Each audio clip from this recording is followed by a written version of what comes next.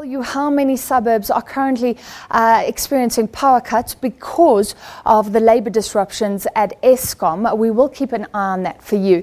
The number, a little bit technical, but very important for South Africa. The number of the day is 2. A simple 2, and this relates to what happened yesterday when the central bank in America, the US Fed Reserve, raised interest rates for the second time this year. The Fed also indicated that 2 more hikes could happen, and this is important for us here who live on the tip of an entirely different continent.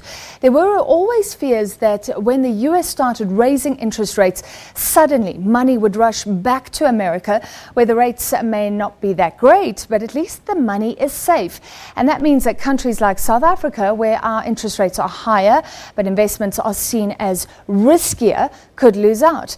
In fact, the fallout has not been as bad as expected when the Fed has raised rates, but there is a general trend that we're seeing with interest rates moving higher, inflation moving higher in the Northern Hemisphere, the dollar strengthening, and of course, we've seen the rand weakening. So why is it serious? Because everything we buy from overseas, quoted in dollars, becomes more expensive, like fuel, to run our cars. Our inflation could also rise. Our interest rates then, which may have to rise, which of course will affect many indebted consumers in South Africa.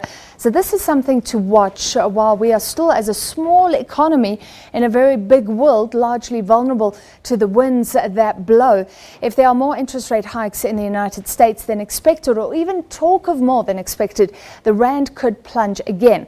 So what happened today? Well, the rand was looking for direction. At first jumped higher, with some commentators saying, well, at least the Fed didn't surprise us much, but the rand has since turned lower.